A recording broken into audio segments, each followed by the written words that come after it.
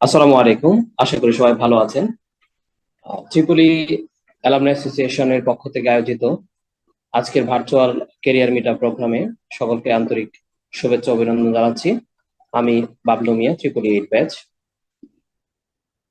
Alumni association এমন একটি platform যেখানে প্রেজেন্ট এবং সাবেক শিক্ষার্থীদের মধ্যে কানেক্টিভিটি সৃষ্টি করার পাশাপাশি ক্যারিয়ার নিয়ে কাজ করার বড় একটা সুযোগ আছে। সেই ধারাবাহিকতায় আজকের এই আয়োজন। প্রোগ্রামটি আমাদের সকলের ক্যারিয়ার নিয়ে নতুন দিগন্ত উন্মোচন করবে বলে আশা করি। সেই প্রত্যাশায় আজকে আমাদের অনুষ্ঠানটি আমরা শুরু করতে যাচ্ছি। প্রিয় সিনিয়র জুনিয়র সহপাঠী, আজকে ক্যারিয়ার মিট আপ প্রোগ্রামে আমাদের সাথে উপস্থিত আছেন আমাদের দুজন সিনিয়র অ্যালামনাই, যারা তাদের স্ব ক্যারিয়ারে অত্যন্ত সাকসেসফুল। আমরা তাদের আজকে এই প্রোগ্রামে তাদেরকে ইন্ট্রোডিউস করছি। আমাদের সাথে আছেন আমাদের প্রিয় সৈয়দ জারিফ ভাই, triple second batch, graduate research and teaching assistant, Toronto university, কানাডায়। আমরা আজকে আমাদের এই প্রোগ্রামে ভাইকে পেয়ে আমরা অত্যন্ত আনন্দিত এবং ভাইয়ের প্রতি আমরা কৃতজ্ঞ। ভাই আমাদেরকে আজকের এই প্রোগ্রামে সময় দিচ্ছেন। ভাইয়ের কাছ থেকে আমরা আজকে জানার চেষ্টা করব আমাদের হায়ার এডুকেশনের ক্ষেত্রে বিদেশি ইউনিভার্সিটিগুলোতে আমরা কিভাবে অ্যাপ্লাই করব, আমরা কোন কোন বিষয়গুলো আমাদের এক্সপার্টিস লাগবে এবং কি কি বিষয় আমাদেরকে গুরুত্ব সহকারে দেখতে হবে এবং আমাদের প্রিপারেশন কেমন হবে এবং একই সাথে সুযোগ সুবিধাগুলো কি, আমরা এইসব বিষয়ে ভাইয়ের কাছ থেকে জানার চেষ্টা করব। আমাদের সাথে আরেকজন আছেন আমাদের সবার প্রিয় তাহার তাহারিমুর রহমান ভাই, অ্যাসিস্ট্যান্ট ইঞ্জিনিয়ার, বিপিডিবি। ভাইয়ের কাছ থেকে আমরা জানার চেষ্টা করব আমাদের ইঞ্জিনিয়ারিং জব সেক্টরের ফিল্ড গুলো এবং ভাইয়ের যে জব এন্ট্রি লেভেলের এক্সপিরিয়েন্স গুলো এবং হচ্ছে আমাদের প্রিপারেশন, সুযোগ সুবিধা, এইসব বিষয়ে ভাইয়ের কাছ থেকে জানার চেষ্টা করব। আমরা আজকের এই প্রোগ্রামকে আমরা তিনটা ভাগে সাজিয়েছি। প্রথমত আমরা আমাদের যে দুজন আমরা আছেন আজকের উপস্থিত, তাদের মূল্যবান অভিজ্ঞতা শুনবো এবং তাদের কাছ থেকে আমরা বাস্তব অভিজ্ঞতা জানার চেষ্টা করব এবং সর্বশেষ থাকবে একটি open question and answer session, যেখানে সরাসরি প্রশ্ন করতে পারবে আমাদের আজকের সম্মানিত স্পিকারদের। আমি শুরুতেই আহ্বান করছি আমাদের প্রিয় তাহারুর রহমান ভাইকে ওনার বক্তব্য রাখার জন্য। আমি ভাইয়ের থেকে ভাইয়ের ক্যারিয়ার জার্নি নিয়ে এবং শুরুর দিকটা নিয়ে প্রথমত জানার চেষ্টা করব। তাহারুর রহমান ভাইকে অনুরোধ করছি ভাইয়ের বক্তৃতা শুরু করার জন্য। আসসালামু আলাইকুম। আমার শ্রদ্ধেয় বড় ভাই, আমার সহপাঠী এবং আমার জুনিয়র ছোট ভাই বোনেরা, সবাইকে ধন্যবাদ আজকে আমাকে সুযোগ করে দেওয়ার জন্য। আহ, আমি যদি সংক্ষেপে, যারা আমাকে চিনেন না বা আমার জুনিয়র যারা আছেন, আমি যদি আমার পরিচয়টা করি, প্রথমে বলে নেই। আমি ত্রিপলি সেকেন্ড ব্যাচ। আমরা যখন শুরু করছিলাম তখন ইসি ছিল, আমাদের ইসি সেকেন্ড ব্যাচ। আমার নাম মোহাম্মদ তাহারিমুর রহমান। আমি বর্তমানে বাংলাদেশ পাওয়ার ডেভেলপমেন্ট বোর্ডে অ্যাসিস্ট্যান্ট ইঞ্জিনিয়ার হিসেবে কর্মরত আছি। এর পূর্বে আমি বাংলাদেশ পল্লী বিদ্যুতায়ন বোর্ডের অ্যাসিস্ট্যান্ট জেনারেল ম্যানেজার হিসেবে কর্মরত ছিলাম। আমার ক্যারিয়ারের আজকে এই পর্যায়ে আইসা যদি আমার পিছনের দিকে তাকাইতে হয়, তাহলে আমি বেশ কিছু জিনিস আমি সংশোধন করতে চাইব, যেটা এখন আমার প্লাস আমি আমার এই ক্যারিয়ার যে পাথটা আছে, এটা আমি এই পর্যন্ত আসার জন্য আমি আল্লাহ তাআলার কাছে শুকরিয়া আদায় করব। আমি আমার ওই এক্সপিরিয়েন্সটাও মোটামুটি তোমাদের সাথে শেয়ার করতে চাই, যাতে এর থেকে তোমরা উপকৃত হইতে পারো।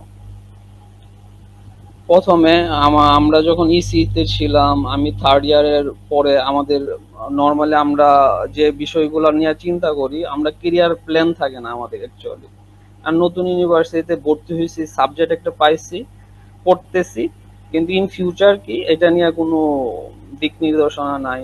আমার যতদূর মনে পড়ে, আমি থার্ড ইয়ারে আমাদের শ্রদ্ধেয় স্যার, আমাদের বিজয় বিজয় স্যারের কাছে একবার গেছিলাম যে স্যার আমরা ইসিতে আছি, ইসি থেকে আমি কেরিয়ারে কি করতে পারবো, মানে কেরিয়ার গাইডলাইন বা আমার কেমনে আগানো দরকার।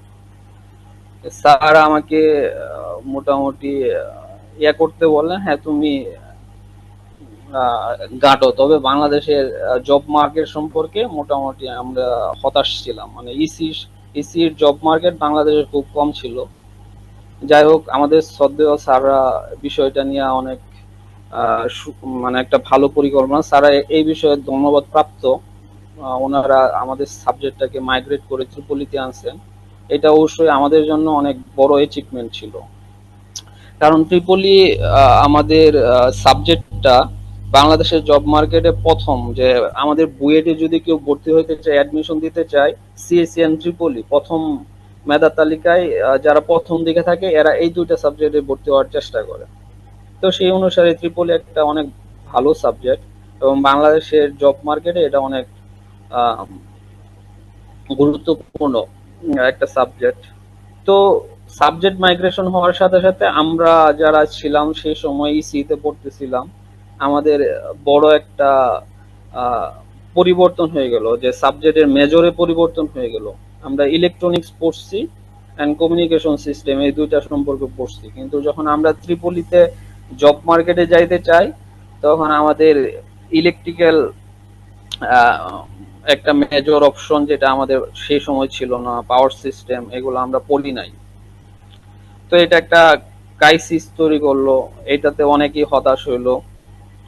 আহ, তো আমার ক্ষেত্রে আমি, আমার একটা উচ্চ শিক্ষার আকাঙ্ক্ষা ছিল আগে থেকেই, কিন্তু আমাদের একাডেমিক সেশন ডিলে হওয়ার কারণে এটা মানে অনেকটা দ্বিধাদ্বন্দ্বে ছিলাম, যে আমার উচ্চ শিক্ষায় যাওয়া দরকার না চাকরিতে যাওয়া দরকার। তো সে সময় আমি বুয়েট অ্যাডমিশন টেস্টের একটা পরীক্ষা হয়, এমএসসি। তো ওই পরীক্ষাটা আমার আসলে উম, বলতে হয় আমার অনেক উপকারে আসছে। আমি ওইটাতে অ্যাপ্লাই করি, এবং আমার এটা প্রথম আবেদন কোনো মানে আমার একাডেমিক কেরিয়ার শেষে কোনো একটা প্রতিদ্বন্দ্বিতাপূর্ণ পরীক্ষায় অংশগ্রহণ করা। তো বুয়েট এক্সামের 20টা কোশ্চেন ছিল, যারা এডমিশন দিবে এখন জানি না। তো ওই সময় 20টা কোশ্চেন আসছিল। তা আমার মনে হয় আমি 8টার মতো কোশ্চেন আনসার করতে পারছিলাম, এবং ওই 8টাই আমার পরিচিত ছিল। আর বাকি 12টা কোশ্চেন, ওগুলো আমি তখনও ওই টপিকস গুলা পড়ি নাই। তবে আমার ওই পরীক্ষাটা দেওয়ার পরে আমি আইডিয়া হয়, যেহেতু অধিকাংশ জব পরীক্ষাগুলো বুয়েট নেয়, বুয়েট কোন ধরনের বিষয় থেকে পরীক্ষাগুলোতে কোশ্চেন করতে পারে এটা একটা আমি ধারণা পাই। তো আমি আমার মেজর 5টা টপিকস দেখি, যে আমি মেজর 5টা টপিকস থেকে আমি কোশ্চেন গুলা করতে পারি। এর মধ্যে আমি 2টা টপিকস আমি পড়াশোনা করছি, একটা ইলেকট্রনিক্স অনেক ভালো পারছি, আর কমিউনিকেশন, আর একটা হলো ইলেকট্রিক সার্কিট, এই 3টা বিষয় আমার পড়া ছিল। আর electrical machine, power system, control control system, এই 3টা বিষয় আমি একবারে পড়ি নাই তখনও। যাই হোক, ওই আসার পরে, ওইখান থেকে আসার পরে আমি 2 মাস মোটামুটি বাকি 3টা বিষয়েও আমার একটু প্রিপারেশন নেওয়ার সুযোগ করি। ওই সময় আসলে জব কোশ্চেন কোনো সাপ্লিমেন্ট ওরকম ভাবে পাওয়া যাইতো না। ফেসবুকে বিভিন্ন গ্রুপে থাইকা দেখা গেছে ছোট ছোট কোশ্চেন বিভিন্ন সময় পাওয়া যায়, ওগুলা দেখে আমি একটা আইডিয়া নেই যে কি ধরনের কোশ্চেন হয় প্রতিদিন দেওয়া। তাছাড়া আমি একটা প্ল্যানও করে ফেলি, যেহেতু পরীক্ষাটা 1 ঘন্টা 2 ঘন্টার মধ্যে, 1.5 ঘন্টার সময়। আগে কোশ্চেন পরীক্ষাগুলো 1.5 ঘন্টা হইতো। তো অল্প সময়ের ভিতর আসলে এত অল্প ওই বড় বড় বিষয়গুলো আসে না, তো আমি বেসিক গুলা ক্লিয়ার করার চেষ্টা করি। তো দেখা গেছে যে এরপরে আমি আরো 2টা প্রতিযোগিতামূলক পরীক্ষায় অংশগ্রহণ করি। একটা ছিল জামালপুর, সরি আমার দ্বিতীয় এটা ছিল গ্রিন ইউনিভার্সিটিতে, সম্ভবত লেকচারার পোস্টে ওরা করে। তো ওইখানে আমি করি, ওইটাতেও আমি রিটেনে মোটামুটি টিকে যাই। তো এটা আমার কনফিডেন্সে মোটামুটি ভালো হয় যে না, আমি প্রতিযোগিতামূলক পরীক্ষায় ভালো করতেছি। এটা আমাকে ইন্সপায়ার করে। ওইখানে যাই হোক, আমি যখন প্রেজেন্টেশন দিই, প্রেজেন্টেশন দেওয়ার পরে প্রেজেন্টেশনে মোটামুটি হয়, উপস্থাপন করা হয়, যে আমি টপিকস দেওয়া হয়, 2টা টপিকস আমি প্রেজেন্টেশন নিয়ে যাই। ওইখানে পরবর্তীতে দেখা গেছে যে গ্রিড পাওয়ার গ্রিড সিস্টেমের উপর প্রেজেন্টেশন দিতে গেলে বেশ কিছু কনসেপ্ট ওরা যখন আমাকে কোশ্চেন করে, আমি তখনও ওই টপিকস গুলা যথাযথ ছিল না, আমার মানে ধারণা ছিল না, যেহেতু আমি পাওয়ার সিস্টেম ডিটেলস পড়ি নাই। তবে ওই কোশ্চেন গুলো আমার পড়ার স্টাইল, বা আমি এই টপিক গুলোর উপর কেমনে পড়তে পারি, বা আমি কেমনে আগাবো, এটা আমার জন্য আসলে অনেক সাহায্য করে। তার পরবর্তীতে আমি হয়তো আরো 2-3 মাসের ভিতর আরেকটা প্রতিযোগিতামূলক পরীক্ষায় অংশগ্রহণ করি। সেটা আমাদের জামালপুরে একটা প্রাইভেট ইউনিভার্সিটি আছে, সেইখানেও আমি রিটেনে মোটামুটি ভালো ছিলাম, প্রথম 2 জনের ভিতর ছিলাম।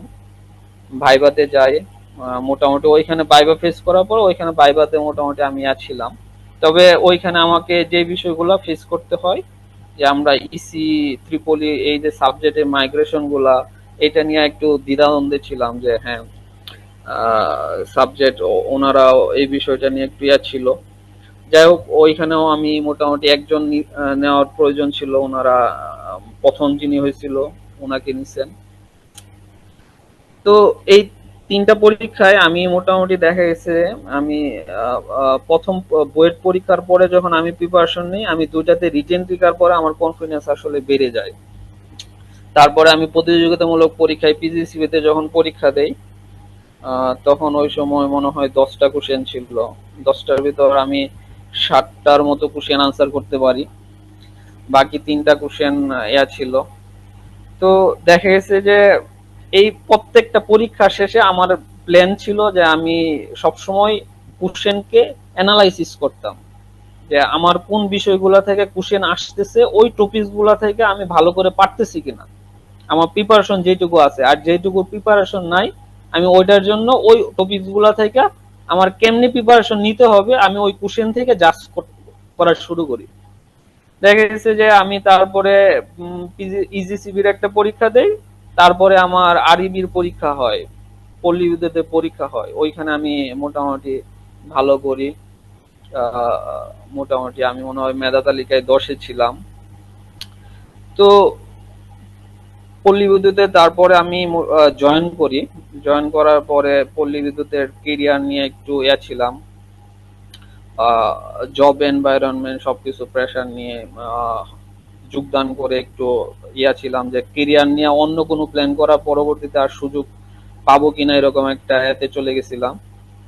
যাই হোক, তারপরে আমি ওইখানে জব এনভায়রনমেন্টটা এরকম ছিল যে আমি যখন সেনাবাহিনীর সিগন্যাল করে রিটেনে টিকি, কিন্তু ওইখানে আমি ওই ভাইভাতে অ্যাটেন্ড করব এরকম আমার সুযোগ হয় নাই।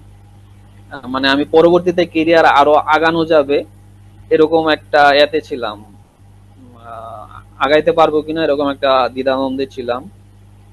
তার পরবর্তীতে যখন আমি পিডিবির পরীক্ষাটা হয়, রিটেন দেই, রিটেন দেওয়ার পরে তারপরে আমি মোটামুটি যখন ভাইভাতে কল হয়, তারপরে আমি পিডিবিতে জয়েন করি। তো এইটা ছিল আমার মোটামুটি জার্নি এই পর্যন্ত। তো এই জার্নির ক্ষেত্রে আমার সবচাইতে বেশি যেটা সাহায্য করছে, যে আমি নিজের উপর আত্মবিশ্বাস, যেটা যে আমার ডিপার্টমেন্ট বা একাডেমিক ব্যাকগ্রাউন্ডের যে গ্যাপটা ছিল, এটা আমি ওভারকাম করতে পারবো এরকম একটা আত্মবিশ্বাস ছিল। যার কারণে আমি যখন প্রিপারেশন নিচ্ছি, আহ, তার সাথে যে প্ল্যানিং করা, যে আমি আসলে কি চাই, যেরকম আমার সাথে অনেকে প্রিপারেশন যখন শুরু করে, সবাই টেকনিক্যাল প্রিপারেশন এবং জেনারেল প্রিপারেশন দুইটাই নিচ্ছিল, কিন্তু আমি আমার প্রিপারেশনের ক্ষেত্রে আমি সবসময় আমি টেকনিক্যাল প্রিপারেশন নিছি। কারণ আমি দুইটার মধ্যে আগেই চুজ করছি, যে আমি কি ধরনের জব অ্যাকচুয়ালি আমার লাইফে করতে চাই, কি ধরনের ওয়ার্কিং এনভায়রনমেন্টে কাজ করতে চাই, আমি এটা থিঙ্ক করছি আগে থেকে। যার কারণে আমি সবসময় টেকনিক্যাল প্রিপারেশন নিছি। এর ক্ষেত্রে দেখা গেছে যে আমার সহজ হয়েছে। আমি আমার আমার সাথে টেকনিক্যাল প্রিপারেশন এবং জেনারেল প্রিপারেশন নিচ্ছিল এরকম দু একজন বন্ধু ছিল। ওরা পরবর্তীতে টেকনিক্যাল জব পাইছে, কিন্তু ওদের একটু লেন্দি হয়েছে, ওরা যেহেতু দুইটা একসাথে করতেছিল। এটা আমার মোটামুটি আমার এই এটা ছিল। তো প্রাথমিকভাবে আমি এইটুকুই করতে চাই। হ্যাঁ, এখন আমি আরেকটা জিনিস করি, যেহেতু সময় অল্প আমি একটু করি, এড করি যে এখন আমি আমার এই কেরিয়ারের এই পর্যায়ে এসে আমি এখন পিছনে যদি আমার কোন জিনিসটা সংশোধন করতে চাইতাম, মানে আমার কেরিয়ারের এই পর্যায়ে এসে উম, আমার পিছনে যদি তাকাইতে চাই, আমি আমার জুনিয়রদেরকে আমি আহ, তিনটা জিনিস মোটামুটি করব কেরিয়ার সম্পর্কে। তিনটা ধাপ, কেরিয়ারের তিনটা ধাপ আছে। কেরিয়ারের তিনটা ধাপ: career stage 1, career stage 2, career stage 3। Stage 1টা যদি আমি বলি, এইটা মোটামুটি ডিসিশন নিতে হবে। মানে আমার ডিসিশন নিতে হবে যে আমি অ্যাকচুয়ালি কি ধরনের কেরিয়ার আমার জন্য চুজ করব, এবং এইটা আমার ছাত্র অবস্থায় করা লাগবে। আমি থার্ড ইয়ার যখন আমার 6 সেমিস্টার শেষ হয়ে যাবে, তারপরে আমি জানবো যে আমার কেরিয়ার গোলটা কি হবে, মানে আমি কেরিয়ারটা কোন দিকে চুজ করব। যে আমি পাওয়ার সেক্টর রে জব করব, না আমি জেনারেল বিসিএস ক্যাডার হব, বা আমি শিক্ষকতা করব, না আমি উচ্চশিক্ষার জন্য চেষ্টা করব। এইটা আসলে থার্ড ইয়ারের 6 সেমিস্টার পরে আমার আসলে এটা মানে করা উচিত, যে আমার ডিফাইনার মানে নির্দিষ্ট হয়ে যাওয়া উচিত যে আমি কোন ভাবে আমার কেরিয়ারটা গুছাবো। এই ক্ষেত্রে সবচাইতে যেটা সহায়ক হইতে হবে, মানে আমার নলেজ থাকা লাগবে। মানে আমি আমার ভাল লাগে আহ, যে আমি আমার কেরিয়ারটা যে ইন ফিউচারে চুজ করব, এটা আমার সাথে আমার বাস্তবতার সাথে যায় কিনা, মানে আমি এই জিনিসটা এনজয় করবো কিনা। কেরিয়ার আসলে কি একটা সময় যা মনে হবে যে আমি যে জিনিসটা করব, এই জিনিসটা যদি আমার পছন্দের না হয়, এটা অনেকটা বোরিং হয়ে যাবে। তো কেরিয়ারটাও এরকম চুজ করা যে আমি অ্যাকচুয়ালি কোন জিনিসটাকে এনজয় করব, আমার কেরিয়ারটাকে আমি কোন জায়গায় আমি দেখতে চাই, মানে তাহলে এটা একটা জিনিস। আর সেকেন্ড স্টেজ যেটা আমার প্রিপারেশন, এটা আমি হয়তো পরীক্ষার শেষে আমি প্রিপারেশন নিয়ে নিব, বা আমি 8 সেমিস্টার থেকে আমি প্রিপারেশন নিব ভালো করে, যে আমার কেরিয়ার যেহেতু আমি চুজ করছি, আমি পাওয়ার সেক্টরে ঢুকবো, না আমি জেনারেল জব সেক্টরে যাব, না উচ্চশিক্ষার যাব, বা আমি শিক্ষকতা করব, বা যে কোনো একটা প্রফেশন হইতে পারে, বা আমি বিজনেস করব। এটা যেটাই হোক না কেন, আমার এই পর্যায় থেকে আমার একটা আমি ওর জন্য প্রস্তুত হওয়া শুরু করব। এবং এটা মোটামুটি প্রস্তুতিটা যেহেতু আমার অনেক প্রতিযোগী থাকবে, অনেকে থাকবে, তো আমাকে পরিশ্রম করতে হবে এই পর্যায়ে। আমার কেরিয়ারের জন্য আমার পরিশ্রম করতে হবে, এবং আমার সর্বোচ্চ যথাসম্ভব চেষ্টা করা লাগবে আমি আমার কেরিয়ারে সবচাইতে ভালো অবস্থায় প্রবেশ করি। কারণ স্টেজ 3 যেটা আছে আমার কেরিয়ারের, সেই ক্ষেত্রে আমার স্টেজ 2 এর যে এফোর্টটা ছিল, এইটা আমাকে চিন্তিত করবে। স্টেজ 3-তে গিয়ে আমি যখন আমার কেরিয়ারে ইন্টার করব, তখন আমার কেরিয়ার গ্রোথ, আমার কেরিয়ারের যে আমার কি পরিমাণ গ্রোথ আছে, আমি কতটুকু আগাইতে পারবো, আমার প্রমোশন হোক বা আমার যে যে জিনিসটাই থাকুক না কেন, এই জিনিসটা আসলে ডিফাইন করে যে আমি স্টেজ 2-তে আমি কেমনে আমার কেরিয়ার শুরু করতেছি। বাংলাদেশের চাকরির বাজারে সবচাইতে যে জিনিসটা হয় যে প্রমোশন সবসময় এন্ট্রি মেরিট অনুসারে অধিকাংশ প্রতিষ্ঠানে মেনটেন করা হয়। যে আমি যদি চাকরিতে প্রবেশ করি একটা ভালো মেরিট নিয়ে, আমার প্রমোশন অনেক দূর পর্যন্ত হওয়া সম্ভব। আর যদি আমার এন্ট্রিটা আমি একটু কোনো মতে প্রবেশ করি, তাহলে দেখা যাচ্ছে যে আমার ক্যারিয়ার গ্রোথ পরবর্তীতে কমে যায়। এইটা একটা বিষয়। আরেকটা হলো আমি কত তাড়াতাড়ি আমার ক্যারিয়ারে প্রবেশ করতেছি, যে বয়স। কারণ কি, আমার অবসর বয়সটা আমাদের বাংলাদেশের সরকারি চাকরিতে অবসর বয়স 59 বছর বা একটা লিমিটেড স্টেজ। যার অবসর বা চাকরির লাইফটা বেশি স্পেনের হয়, তার ক্ষেত্রে কেরিয়ারে বেশি উপর পর্যন্ত প্রমোশন পাওয়ার সুযোগ থাকে। এই জিনিসটা আসলে আমরা চাকরিতে প্রবেশ করার আগে এই জিনিসটা আমরা কখনোই চিন্তা করি না। তো এই জন্য কি, এই যে কেরিয়ার গ্রোথ যেটা, যে জিনিসটা, এই জিনিসটা আমি চাকরি পাওয়ার আগ পর্যন্ত এটা আমার মাথায় থাকে না, কিন্তু আমি যখন চাকরি পাওয়া যাব এই এই জিনিসটা কিন্তু তখন আমার মাথায় আসে। তো যখন মাথায় আসে তখন কিন্তু আমি পরিবর্তন করতে পারবো না, আমার পিছনে ফিরে যাইতে পারবো না। আমি চাকরি সুইচ করি। একজনে 30 বছরে বয়সে বা 32 বছর বয়সে যদি সে চাকরিতে এন্ট্রি করে, আরেকজন যদি 25-26 বছর বয়সে চাকরিতে এন্ট্রি করে, সে 7 বছর অতিরিক্ত সময় চাকরি করার সুযোগ পাবে। আর শেষ বয়সে যায় কি, প্রমোশন গুলা এই বয়সের কারণে সে প্রমোশন তার অধিক বেশি পর্যন্ত সে যাইতে পারে। এই জিনিসটা মাথায় রাখা লাগবে। এই জন্য চাকরিতে প্রস্তুতি যখন আমরা নেই, আমরা যথাসম্ভব চেষ্টা করব যে আমি আমার প্রস্তুতিটা যত তাড়াতাড়ি করে গুছিয়ে আমি ভালো করে একটা সুন্দর মেধা তালিকায় কম বয়সে প্রবেশ করতে পারি। এটা আমার জন্য একটা, এই জিনিসটা আমরা, যে জিনিসটা আমাদের চাইলেও সুযোগ ছিল না আমাদের সেশন জেটের কারণে, এই জিনিসটা একটু মাথায় রেখে সবাই করলে এখন আমার মনে হয় কারো যদি ব্যক্তিগতভাবে কোনো কিছু জানার ইচ্ছা থাকে, তাহলে আমি ওই বিষয়গুলো একটু বলতে পারবো।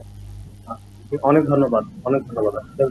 আমরা তাহরিম ভাইয়ের প্রতিটি কথা শুনছিলাম, অনেক গুরুত্বপূর্ণ এবং আমরা অনেক কিছু নতুন শিখতে পারছি ভাইয়ের কাছ থেকে। এই পর্যায়ে আমি যারা আছেন আমাদের এখানে, কারো যদি কোনো প্রশ্ন থাকে আপনারা হ্যান্ড রাইজ করে প্রশ্ন করতে পারেন অথবা ইনবক্সেও লিখতে পারেন।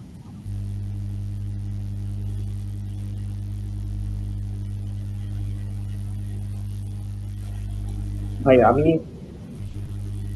আমার তো একটা প্রশ্ন ছিল, অন্য কারো প্রশ্ন থাকলে তারা হ্যান্ড রাইজ করতে পারেন। ভাই আমার একটা প্রশ্ন ছিল, প্রথমত হচ্ছে যে আমরা একাডেমিকে যারা আমাদের রানিং স্টুডেন্ট আছে, পাওয়ার সেক্টর জবের ক্ষেত্রে অ্যাকচুয়ালি কোন কোর্স গুলোকে বেশি গুরুত্ব দেওয়া প্রয়োজন বলে আপনি মনে করেন? আচ্ছা, এইখানে আহ, দুইটা দুইটা অপশন, যে কেরিয়ারে প্রবেশ করার ক্ষেত্রে বাংলাদেশের জব সেক্টরে দুইটা অংশ আছে। একটা হলো প্রাইভেট সেক্টর, একটা পাবলিক সেক্টর। সরকারি চাকরি যেগুলা, আর একটা হলো সরকারি চাকরির ক্ষেত্রে ইঞ্জিনিয়ারিং সেক্টর যেটা আছে, এইটার এন্ট্রিতে একটা প্রিপারেশন, আর কাজের ক্ষেত্রে এক্সপিরিয়েন্স আরেকটা জিনিস। আর প্রাইভেট সেক্টরে শাইন করার জন্য স্কিল মোটামুটি অন্যরকম দরকার।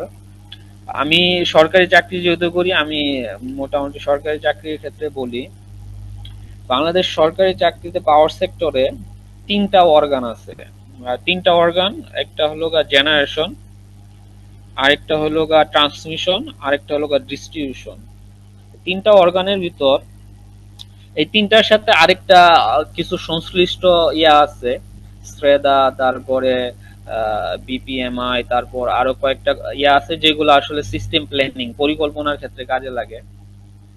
তো এগুলার সবগুলা এন্ট্রির ক্ষেত্রে আমাদের যে মেজর 6টা টপিকস আমি আগেও বলছি প্লাস শেয়ার করছি, যে 6টা সাবজেক্ট আছে। যে আমি আরেকটা জিনিস, যে আমার কনফিডেন্সটা এই কারণে হয়েছে, আমরা একটা সেমিস্টারে মোটামুটি 5-6টা কোর্স করে থাকি এমনিতেই, কিন্তু জব প্রিপারেশনের ক্ষেত্রে এত ডিটেলস আমরা এতগুলা কোর্স করছি, এতগুলো সব কোর্সগুলা থেকে প্রয়োজন হয় না অ্যাকচুয়ালি। কারণ এইখানে জাস্ট বেসিকটা জাজমেন্ট করা হয়। সেই ক্ষেত্রে দেখা গেছে যে মেজর হেডে 6টা সাবজেক্ট মোটামুটি হয়েছে। একটা ইলেকট্রিক সার্কিট যেটা থাকে, এসিডিসি সহ, তারপরে ইলেকট্রিক মেশিন, তারপরে পাওয়ার সিস্টেম, তারপরে ইলেকট্রনিক্স, আরেকটা কমিউনিকেশন, আরেকটা ওই কন্ট্রোল সিস্টেম। এই 6টা টপিকসের উপর মোটামুটি আমার জব এন্ট্রি পদের সময় আমাকে একটু জাজমেন্ট করা হয়, কোশ্চেন টোশ্চেন। তো কেউ যদি ঢুকতে চায় 6টা পদ নিয়ে আসে, ঢুকে যাইতে পারে যে কোনো প্রতিষ্ঠানে। তো প্রত্যেকটা জবে মানে আমি যেখানে ঢুকবো এইখানে জব রেসপন্সিবিলিটিটা কেমন হবে, ওই কোম্পানিটা কেমনে কাজ করে সেটা জানা বোধ হয়। তো ডিস্ট্রিবিউশনের ক্ষেত্রে আমি যেহেতু ডিস্ট্রিবিউশনে কাজ করছি, এইখানে টেকনিক্যাল নলেজটা খুব কম প্রয়োজন হয়। এখানে ম্যানেজারিয়াল লেভেলটা, এখানে পাবলিক ডিলিংস, বিদ্যুৎ আসে বিদ্যুৎ যায়, বিদ্যুৎ গ্রাহকের কাছ থেকে আমার নিতে হয়, গ্রাহকের অভিযোগ থাকে, অভিযোগ সমাধান করতে হয়। এইখানে খুব ইঞ্জিনিয়ারিং বেসিক প্রয়োজন হয় না। কেউ চাইলে এখানে স্মুথলি করতে পারে, যার ম্যানেজারিয়াল দক্ষতা আছে, ম্যান হ্যান্ডেলিং ক্যাপাসিটি আছে, সে এখানে জব করতে পারে।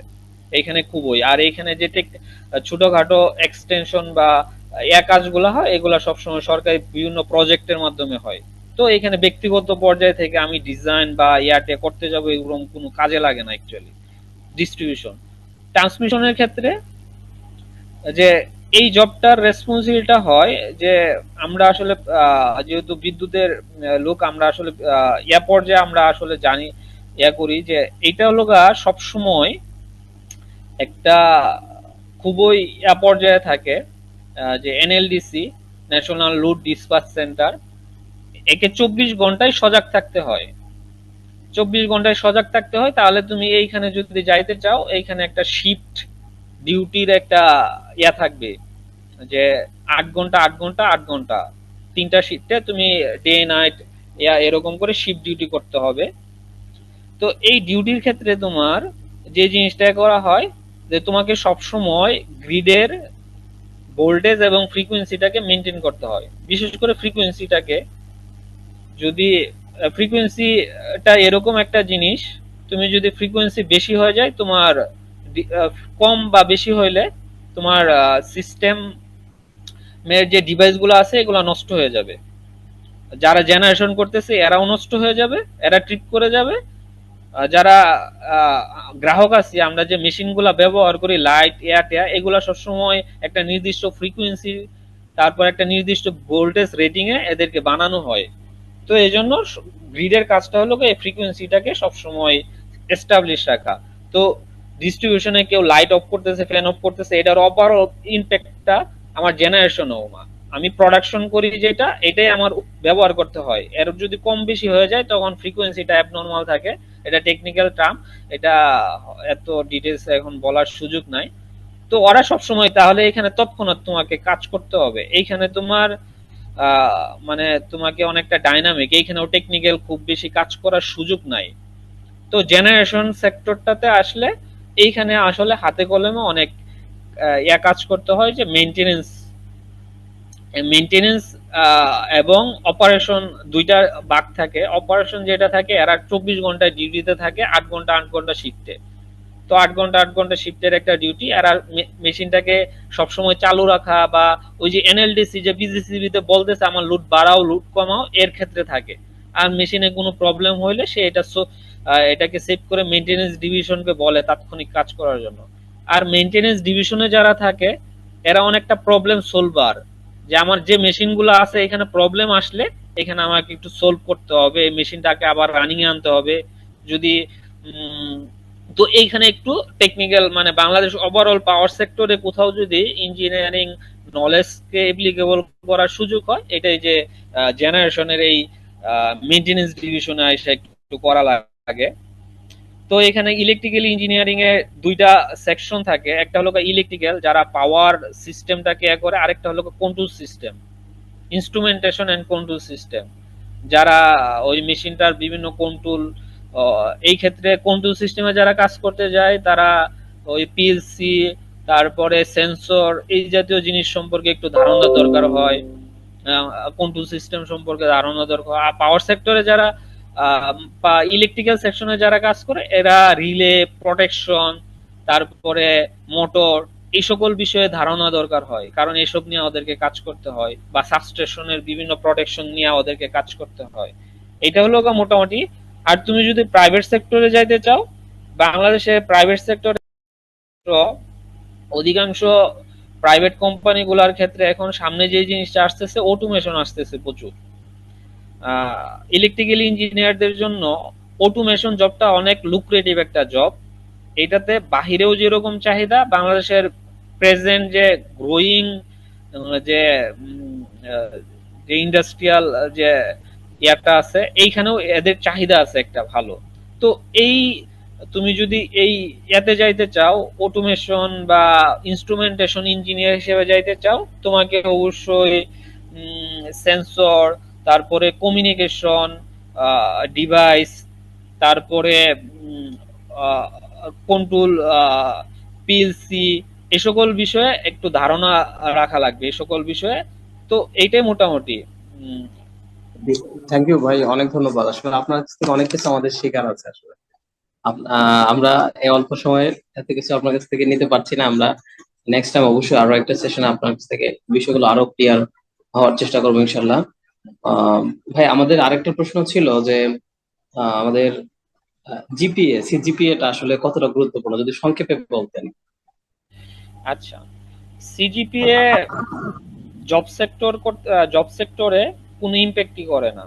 যে 2.5 যে পাইছে, সে যদি তার চাকরি আবেদনের ক্ষেত্রে 2.5 দরকার হয়, সে যদি ওই 2.5 দিয়ে চাকরিতে এন্ট্রি করে, তাহলে তার প্রমোশন অন্য কোনো ব্যাপারে এটা তার বাধা হবে না। এটা চাকরি, সরকারি চাকরি ক্ষেত্রে এটা হলো গাইয়া।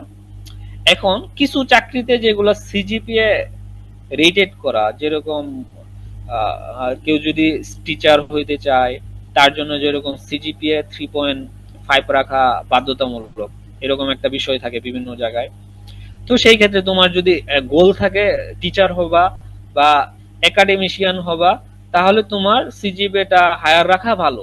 যেরকম মনে করো কেউ যদি ফরেন জারিফ আছে পরবর্তীতে যাইতে চায়, কেউ যদি উচ্চতর ডিগ্রি নেওয়ার জন্য যায়, আমি আমার জব সেক্টরে অনেক বুয়েটিয়ান আছে, ইয়ে আছে, সবার সাথে কথাবার্তা হয়, যেটা আড়াই পেয়েও ওদের অনেকেই এতে যায়। কিন্তু যারা যায় তাদেরকে এফোর্ট বেশি দিতে হয়। আমার সিজিপিএ যদি, আমি যদি উচ্চশিক্ষা বা আমি একাডেমিশিয়ান হইতে চাই, আমার সিজিপিএ যদি বেশি থাকে, আমার জন্য এফোর্ট কম প্রয়োজন হয়। আর যদি সিজিপিএ কম থাকে, তখন আমাকে এফোর্ট বেশি দিয়ে আমাকে যাইতে হয়। এটা হলো একটা বিষয়। আর এমনিতে যদি আমি একাডেমিশিয়ান না হয়ে আমি চাকরি করতে চাই, তাহলে এই সিজিপিএ কোনো ম্যাটার করবে না, যদি আমি পরীক্ষায় আহ, আহ, ইয়া হওয়ার জন্য। সেই ক্ষেত্রে সেফ জোন কি, আমাদের চাকরিতে মাঝে মাঝে কিছু চাকরিতে আড়াই থাকে, কিছু চাকরিতে 3 চাই। তো আমি যদি সকল চাকরির জন্য আমার স্কোপটা ওপেন রাখতে চাই, আমি সিজিপিএ 3 উপর রাখতে পারলে আমি মনে করি আমার জন্য সেফ। থ্যাংক ইউ ভাই। এখন আরেকটা প্রশ্ন ছিল, যদি সংক্ষেপে আনসার বলতেন ভাই। সেটা হচ্ছে এমএসসি টা কি কতটা গুরুত্বপূর্ণ আমাদের পাওয়ার সেক্টর জবের ক্ষেত্রে? কোনো গুরুত্ব নাই, কোনো ইম্পর্টেন্স নাই, ওটা ব্যক্তিগত মানে ইয়ার জন্য, যে আমি এমএসসি করছি এরকম একটা যোগ্যতা। আমাদের বিদ্যুৎ উন্নয়ন বোর্ডের গ্রেড 1 এর চেয়ারম্যান হয়েছে যে শুধু বিএসসি ছিল, যে চাকরিতে বিএসসি করে ঢুকছে, সে আর কোন পড়াশোনা করে নাই। তো উচ্চশিক্ষা উচ্চশিক্ষা নিতে অনেকে যায়, উচ্চশিক্ষা নিয়ে আবার দেশে ব্যাক করা অনেকেই করে, অনেকেই করে না। দেশে ব্যাক করলে যে জিনিসটা হয়, সে তার ওই যে মেধা, তাকে আলাদাভাবে মূল্যায়ন করা হয়, এরকম উদাহরণ নাই। মানে সে পিএইচডি করছে, এজন্য তার ইনক্রিমেন্ট একটা বেশি হয়ে গেছে, প্লাস এয়া হয়ে গেছে, এটা খুব মানে অন্তত পৃথিবীতে মেনটেন হয় না এই জিনিসটা। জি, ধন্যবাদ ভাই। ভাই, আমাদের আরেকটা ছোট জিজ্ঞাসা ছিল, সেটা হচ্ছে যে অনেকেই আহ অনেকে পাওয়ার সেক্টর নিয়ে কিছুটা ভয় থাকে, যে পাওয়ার সেক্টর অনেক বেশি কাজ করতে হয়, সবসময় অন ডিউটিতে থাকতে হয়। এই ব্যাপারে আপনার অভিজ্ঞতা যদি আমরা শুনি আর কি ভাই, একটু প্লিজ শেয়ার করতেন। আচ্ছা, আমি প্রথমে একটা ফ্র্যাঙ্কলি বলি তোমাদেরকে। সরকারি চাকরি পাওয়ার পরে তুমি যদি কোনো কাজ নাও করো, তুমি বেতন পাবা, তোমার কেরিয়ার প্রমোশন একটা নির্দিষ্ট পর্যন্ত তোমার প্রমোশন হবে। মানে এটা এটা হলো খুবই, আর যদি তুমি দায়িত্ব পালন করতে চাও, হ্যাঁ কিছু রেসপন্সিবিলিটি আছে। তো কিছু চাকরিতে একটু প্রেসার বেশি থাকে, কিছু চাকরিতে প্রেসার কম থাকে। তবে এটা অবশ্যই যেরকম আমাদের পাওয়ার সেক্টরে সবচাইতে বাজে সিনারিও যেটা আছে, এটা আমি পল্লী বিদ্যুতে পাইছি।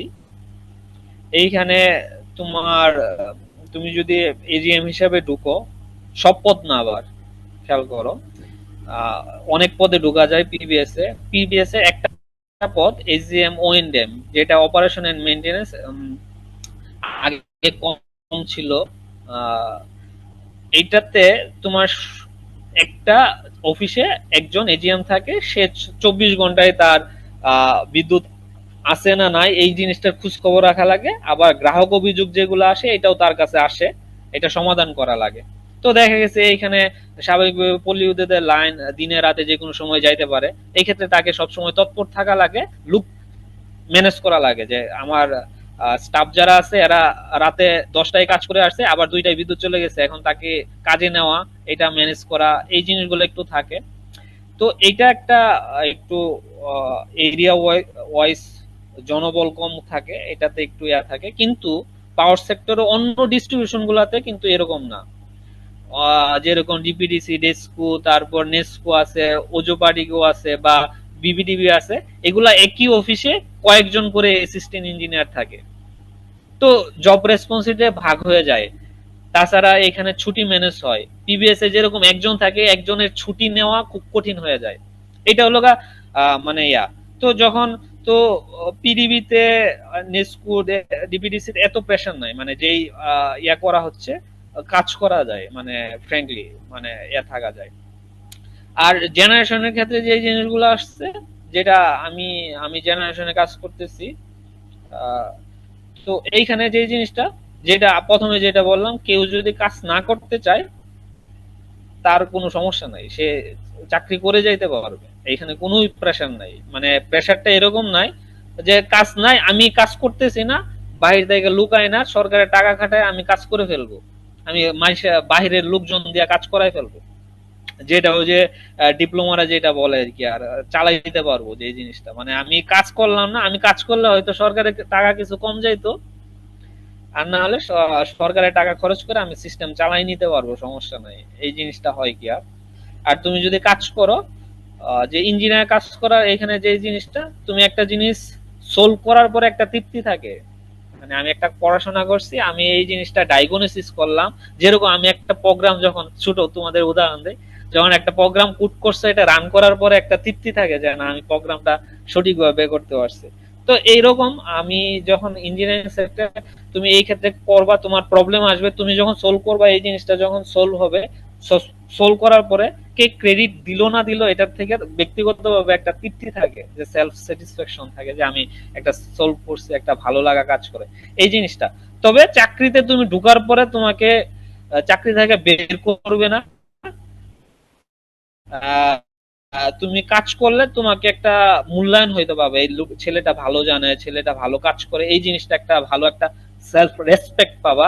সিস্টেমে যারা তোমার আন্ডারে কাজ করবে এরা রেসপেক্ট করবে, যে স্যার কাজ জানে, আহ, আছে। আর যদি তুমি কাজ না করো, তুমি চলতেছে করতেছো, কিন্তু সবাই হ্যাঁ স্যার স্যার বলতেছে, কিন্তু পিছনে বা ঊর্ধ্বতন স্যাররাও জানবে একটু অপদার্থ টাইপ, এই টাইপ, মানে ব্যক্তিগত একটা থাকবে। আর এমনি চাকরিতে তুমি তোমার কেরিয়ারে খুব বেশি জি, ভয়ের অনেক কোনো ধন্যবাদ। ঘাটতি নাই, ভয়ের কোনো অনেক ঘাটতি নাই, সবাই প্রবেশ করে।